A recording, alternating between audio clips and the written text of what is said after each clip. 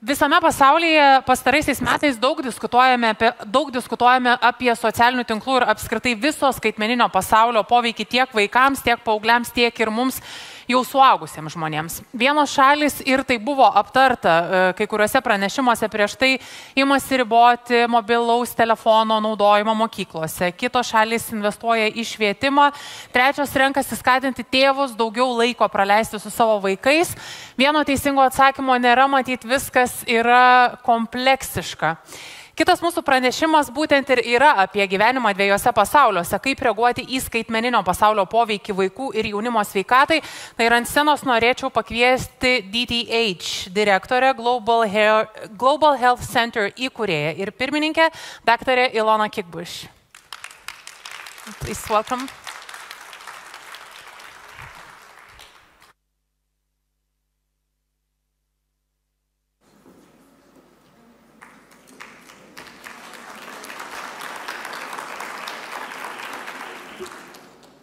Well, good afternoon. I'm delighted to be here, and I'm so delighted that Planet Youth, and also particularly this conference here in Vilniaus, is taking up these issues, because they are becoming more and more prominent and important. And as we think of the addictive factors that, we always have there, alcohol, drugs, whatever, we do have a totally new addictive factor in our society, and that has to be approached. But again, as everyone has already said this morning, this cannot be approached separately. It is part of an overall health promotion strategy where you create the environments in which people can be healthy. I will try and address three issues. First of all, to say some more general things about growing up in a digital world, then share a few data with you on the impacts of the digital world on young people's health and well-being, and then some suggestions how we can respond. Very frequently people say this new technology, this new development is so complex, so different, so new, we have no strategies. We don't know what to do. How should we do it? And my answer always is, yes, we have strategies. We have strategies before in terms of health promotion, but we also have many strategies that we have from other public health issues that apply to this issue just as well. So we should actually feel very empowered that from the public health community, from the health community, in combination with other communities, we heard so much already about intersectoral work, together with the education sector in particular, but also others, we should move forward. Now, you can see that we speak in the Digital Transformations for Health Lab that I head in Geneva. We speak about a digital world. We don't speak about technologies. We speak about the fact that actually a new world is being created, and that children live in both worlds, and many adults do as well, I should add. And we draw on the thinking of the Ottawa Charter for Health Promotion, which says that health is created in everyday life, where people live, love, work, and play. And, now you can add where they Google, where they travel, where they shop, or whatever. But it is really being in a world, and increasingly that world is not safe. And I think that is the issue that we want to address. So we see very clearly this is a new sphere, a new environment in which health is either endangered or created. It's not one or the other, and that also makes it so difficult. And that we need to have a much better understanding of that. Some of you that are more familiar with the public health discussions will know that in public health we speak about the determinants of health. And very much in the focus are the social determinants of health, the social inequalities and what that means, but also many others, the environmental determinants of health, increasingly what we call the commercial determinants of health, and they also apply here for the digital world as it is increasingly commercialized. And we now speak of the digital determinants of health. And so this is what our work is. We try to clarify that.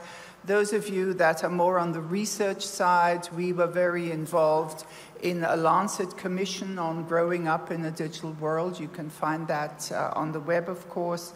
And this project, the Digital Health Transformations Lab, is a follow-up on that.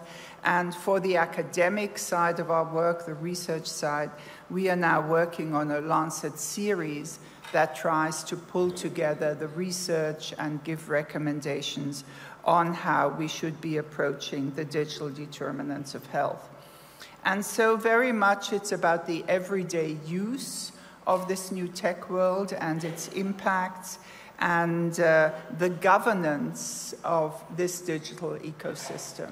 Because like all other public health issues, we need to govern this space. And, you know, all our lives, we govern the space. We have red lights for traffic and this and that and the other. And we need that in this world as well. So just to underline that, of course, you all know, you live through it, particularly if you're parents or teachers, etc., that children's lives are increasingly digital. And we saw, you know, some encouraging data from Planet Youth where some of the problems were going down. Well, here you see what happens when a problem really goes up. This is exponential growth. We all learned about exponential growth during the pandemic, how quickly something can change in terms of health impacts. And here you see the growth. You also see, and I think this is very important, that the data shows that children are going online at ever younger ages, and this is where some of the problems really lie. Some parents, I was with a research project in Singapore, some parents give their babies screens because they think they're doing a good thing. They think they are developing the brains of their children if they start early. The fact is, as brain development research shows us now, exactly the opposite. So it also shows that there are many ideas about this new world out there where people act with very, very good intentions, but actually it has negative impacts. And also the other point is, of course, that this opens the door to a new form of problem and exploitation, and that is that all aspects of life are datafied. And there is nothing more valuable in the world. If you think about commercial determinants, there is nothing more valuable than health data. And in order to gain these data, the algorithms, the way the platforms are set up, are organized and are organized to keep you on the platforms. You will probably know the use of digital technology among Lithuanian children better than I do, but this is what my staff extracted from EU data.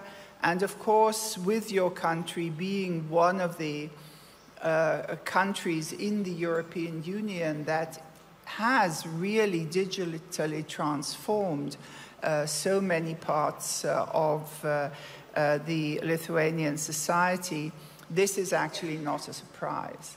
So now is really also the chance to be a pioneer again, not only of being a digital society, but, and I think this should be the goal, of being a safe digital society for children.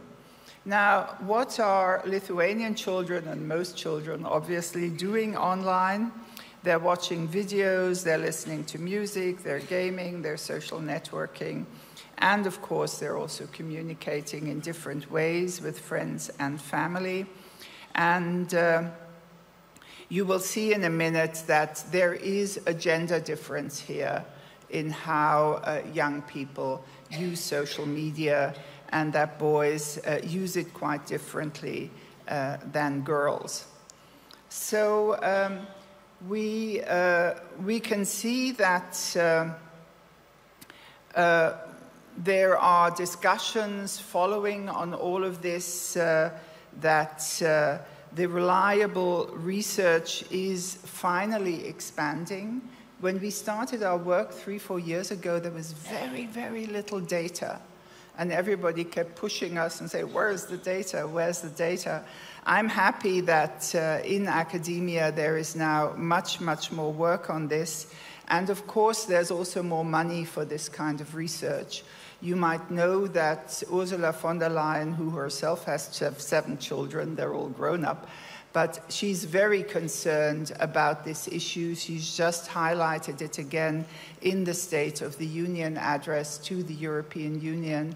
And so I guess Lithuania also, in this context of the European Union, can be a leader in taking this agenda forward, both in terms of political action, but of course in terms of the data that are available.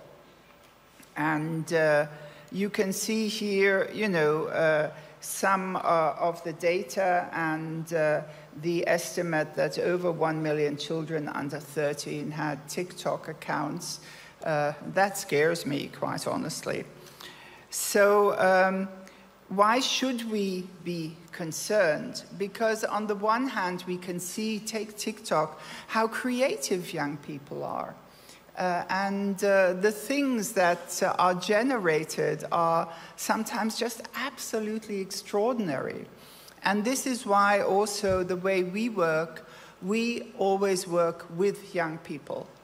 All the recommendations that come out of the lab, all the studies that we do, we have youth commissioners, we have youth researchers, we involve young people in everything that we do. We involve young people in our conferences, we have them speak at our conferences, and it's something I would really recommend to you, because also one of the key messages we do get from young people is that you are there to protect us.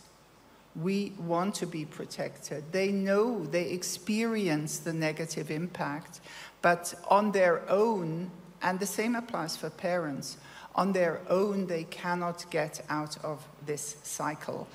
And this therefore is very important. It's quite obvious what the key factors are. One, of course, is that this world is not designed for children. And the second is, of course, that this world now is designed for profit. And I'm just reading the biography of the person who actually, in quotes, invented the World Wide Web. And if you read his vision of having a web where people would communicate, which would be an expression of democracy and exchange and everything. And then he shows how step by step by step it was commercialized and driven to generate profit. And the difference is that the other guys are very rich. You will have seen them all at Mr. Trump's inauguration. And, well, he's just a normal guy. So you can see how recent all of this also is. This is a development of about 20 years. And therefore, our societies are obviously just catching up. And they're only just now catching up on the harms and on what is sometimes called problematic social media use. You can see here I spoke about the difference in gender, and you can see, for example, that boys are much more engaged in gaming and things like that, whereas girls are much more involved in social interaction, etc. And all the research shows us that the whole issue around identity, beauty, all these things are of much greater importance to girls than they are in boys. Here is again, some data from Lithuania, and it comes, I believe, from the Health, Behavior and School Children study of the WHO. And you can see that the school children themselves say our use is problematic. And I think, again, that is an entry point to work with young people. And according to the data, 1 in 8 are at a high risk of addiction. When we talk with researchers in this field, they say if you take the wide scope of media use and the impact, that depending somewhere between 5 to 10% of children are at risk of addiction. But all the stuff you have, sort of until you get there, high levels of anxiety, levels of depression that are not quite clinical yet, etc., is a thing that we really need to keep in mind, and of course links to other health and social problems. So what's really important is to see, and this is where governance comes in, these things, and even more so than 10 years ago, these things are unsafe by design. Because just like big food puts certain additives into chips so that you want another one, and you are encouraged, we heard about electronic cigarettes, etc., to keep at it, the same is true for this. So it's an industry that also aims, because of its financial intentions, it aims to create addiction in a wide sense of the word. And so you can see this encouragement of regular use. You adults also know all about it. That is something that many people have said that these algorithms should be addressed much more systematically and also regulated in a new way. And of course, linked to that is that there is the potential for an incredible personalization, which on the other hand, and this is really important in a health context, leads to a very strong individualization. So an approach that, health is only an individual thing. It's not something that's actually social and belongs to all of us. And so this expansion is very much without safeguards. And of course, this whole development, only in these 3 years that we've been running the lab, the chatbots have come in.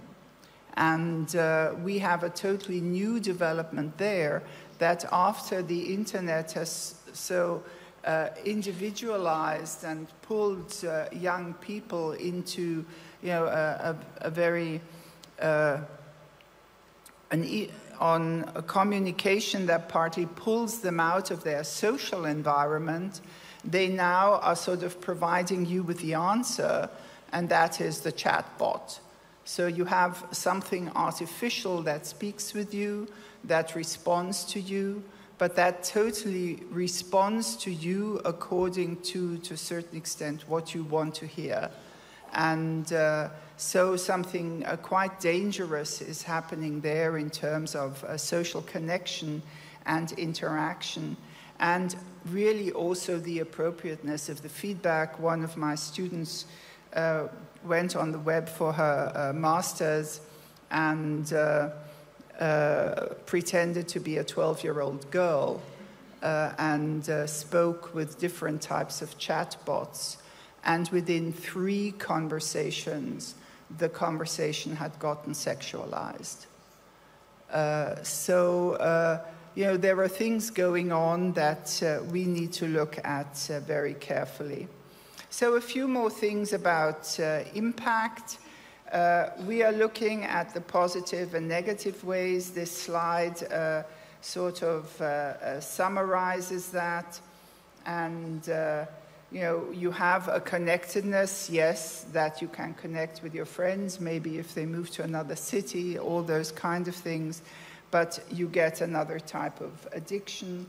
You can get good health information on the web, but at the same time, your influencer, you know, tells you whatever will keep you slim, and that is very dangerous.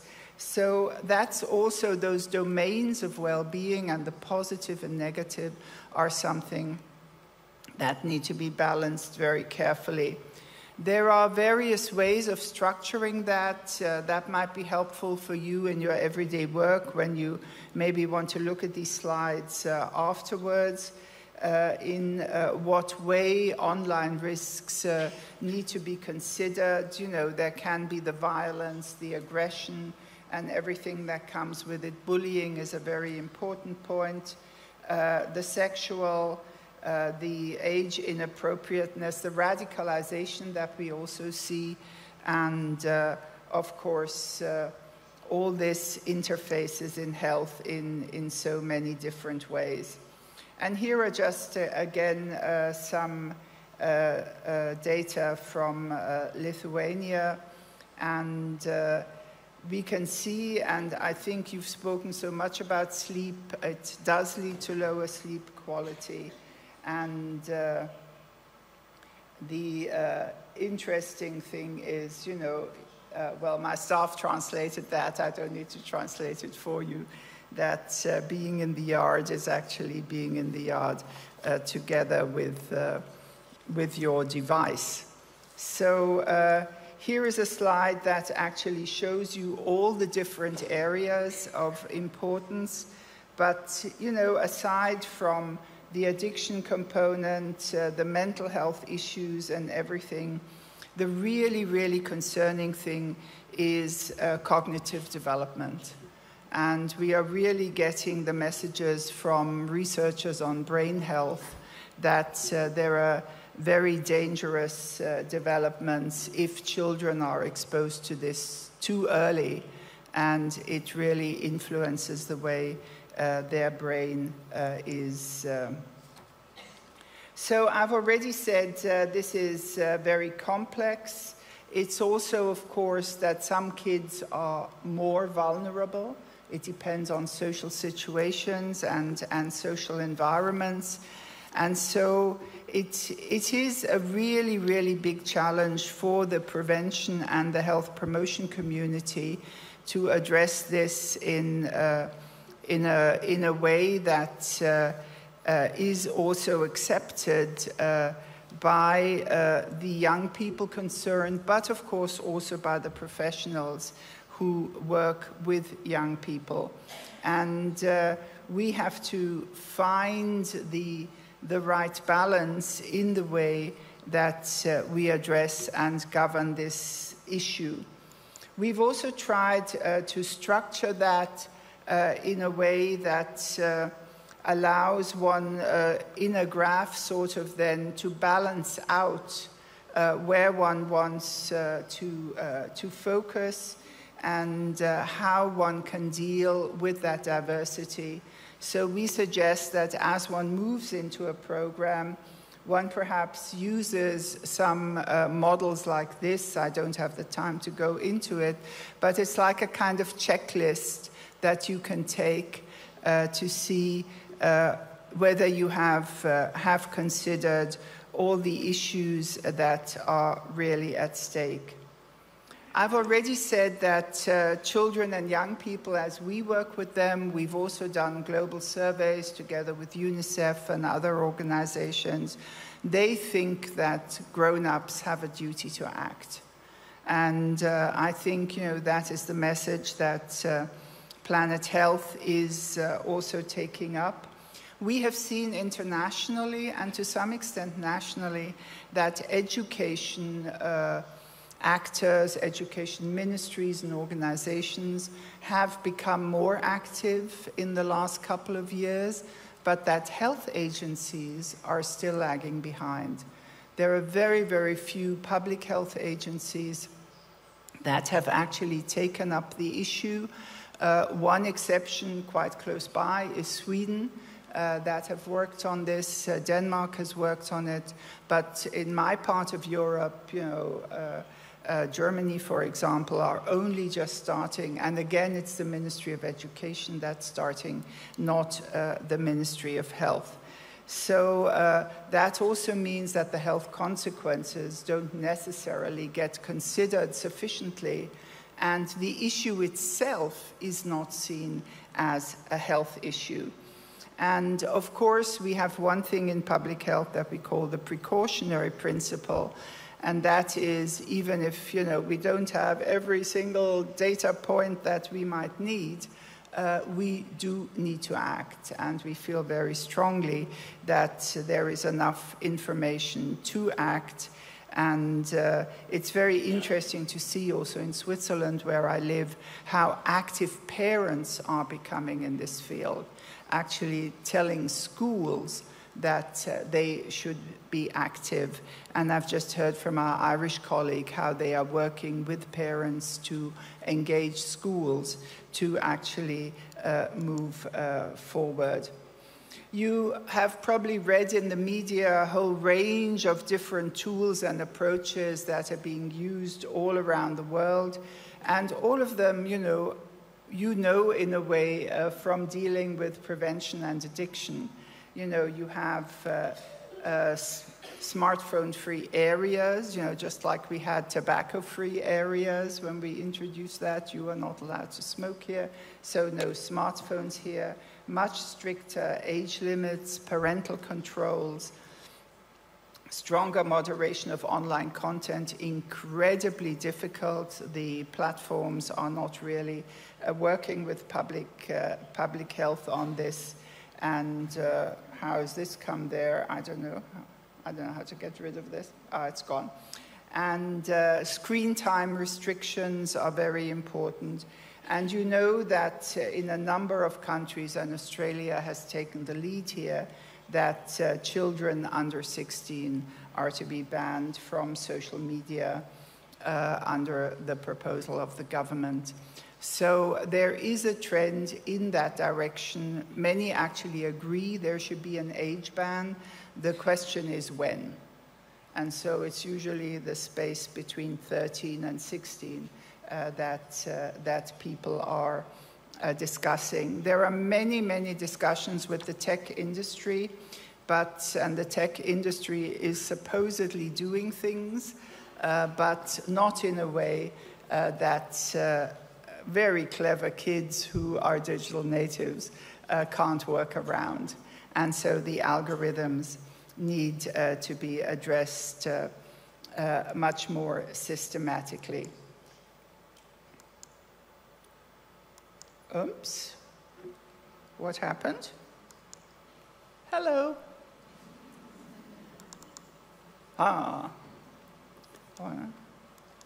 Okay, here. So the important thing that if we do act, we need research. And so sadly, for example, some of the Australian activities have not been accompanied by research to be able to show this really has an impact. And this is exactly what Planet Youth does to monitor impact.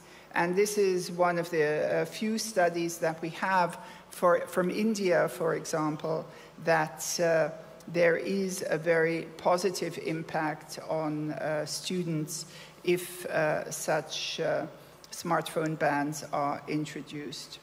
I'll end with just giving you some indications of areas you can look at.